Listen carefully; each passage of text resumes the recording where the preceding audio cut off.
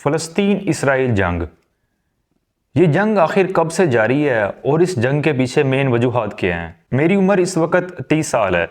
جب سے ہوش سنبھالا ہے 17 یا 18 سال کی عمر سے، تو اس قسم کی نیوز ہی سنتے آئے ہیں کہ اسرائیلی فوج کی فائرنگ سے نہتے فلسطینی شہید، کبھی بچے شہید ہوتے ہیں، کبھی عورتیں شہید ہوتی ہیں، اور کبھی وہ ان کے جوانوں کو اور عورتوں کو اپنے ساتھ اغوا کر کے لے جاتے ہیں۔ جب میں نے اس چیز کے متعلق ریسرچ کرنا شروع کی کہ اس جنگ کی مین وجہ تک پہنچا جائے اور اسے پھر آپ کے ساتھ بھی شیئر کیا جائے، تو مجھے اس چیز کا احساس ہوا کہ یہ ایک عام ٹاپک نہیں ہے۔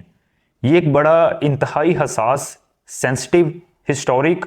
اور ایک مذہبی قسم کا ٹاپک ہے، جو کہ ایسی چیزوں کے ساتھ جڑا ہوا ہے جو بڑی زیادہ ہوش ربا، سرپرائزنگ اور عقل کو دنگ کر دینے والی ہیں۔ یہودی جو کہ آج کل امریکہ تک کو آنکھیں دکھا رہے ہیں، secretary general of United nation Antonio Guterres کے بیان کے بعد اسرائیل نے امریکہ کے آفیشلز تک پر پابندی لگا دی ہے کہ وہ اسرائیل میں داخل نہیں ہو سکتے۔ تاریخ میں ایک ایسا وقت بھی تھا جب تک عثمانیہ سلطنت قائم رہی ہے، اس دنیا کے نقشے کے اوپر اسرائیل نام کی کوئی بھی چیز ایگزسٹ نہیں کرتی تھی۔ اسرائیل تو ایک بہت بڑی چیز آپ کہیں، یہودیوں کو فلسطین کے اندر جا کے آباد ہونے تک کی اجازت نہیں تھی، کیونکہ جو عثمانیہ سلطنت کا خلیفہ تھا، اپنی آخری سالوں میں چاہے عثمانیہ سلطنت جتنی بھی کمزور ہو گئی ہو، وہ فلسطین کی بابت انہی رولز اینڈ ریگولیشن پر عمل کرتا تھا جو کہ حضرت عمر فاروق نے تحریر کیے تھے،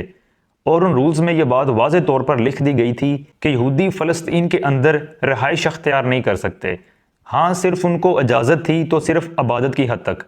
وہ مسجد اقصیٰ کے عقب میں جو ایک دیوار واقع ہے جسے وہ اپنی عبادت گاہ کہتے ہیں، ویلنگ وال یا پھر دیوار گریا، اس حد تک آ سکتے ہیں اور پھر واپس اپنے علاقوں میں چلے جاتے تھے۔ پھر تاریخ میں ایسا کیا ہوا کہ اسرائیل کا اثر و رسوخ اس پوری دنیا کے اوپر پھیل گیا۔ یہ کوئی بہت زیادہ پرانی بات بھی نہیں ہے، پچھلے تقریباً 70 سے 80 سالوں کا یہ سارا ماجرا ہے۔ یہ چیز شروع ہوتی ہے 1897 کے اندر، جب پوری دنیا کے پرو ریلیجیس یعنی کہ مذہبی قسم کے یہودی سوئٹزرلینڈ کے ایک شہر بیزال میں اکٹھے ہوتے ہیں اور اس بات کا فیصلہ کرتے ہیں کہ اب ہم دوبارہ سے اپنی ارض مقدس یعنی کہ فلسطین کے اندر جا کے دوبارہ سے آباد ہوں گے۔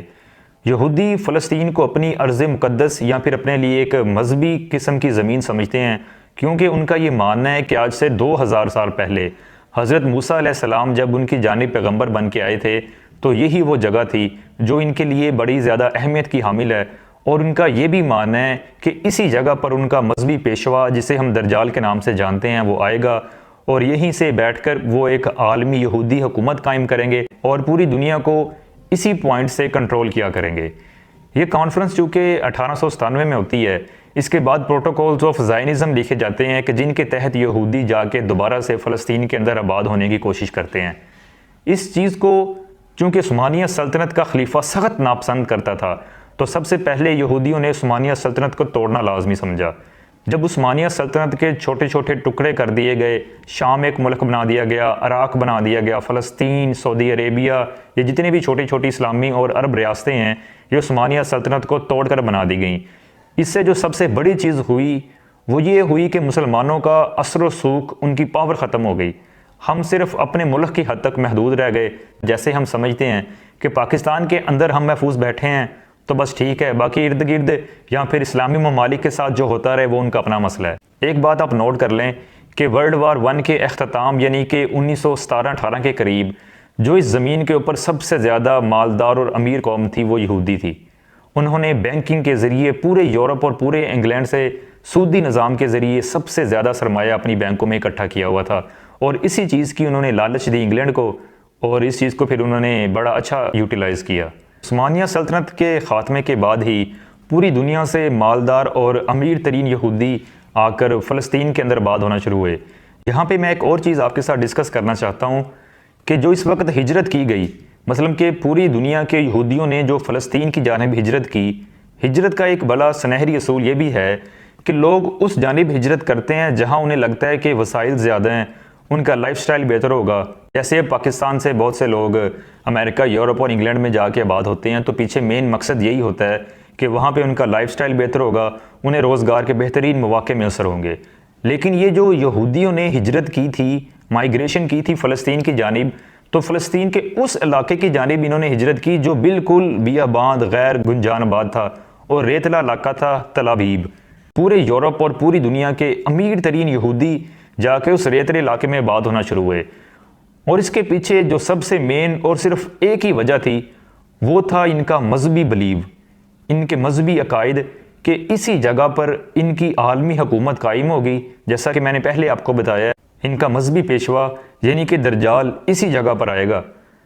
تو پھر انہوں نے ناجائز طریقے سے فلسطینیوں کو ان کے گھروں سے نکالنا شروع کیا۔ جس جگہ پہ ان کا روپیہ پیسہ چل سکتا تھا انہوں نے وہ دے کے جگہ خریدی، جہاں پہ یہ اپنا انٹرنیشنل اثر و سوق اور اپنے بین الاقوامی تعلقات استعمال کر سکتے تھے انہوں نے وہ کیے، جو ظلم یہ ڈھا سکتے تھے انہوں نے ظلم ڈھائے، جبر کیا، اور آہستہ آہستہ 1 انچ 2 انچ دیکھتے دیکھتے انہوں نے فلسطینیوں سے لگ بھگ پورے کا پورا فلسطین ہی خالی کروا لیا۔ یہی مین وجہ ہے یہودیوں اور فلسطینیوں کے درمیان جنگ کی،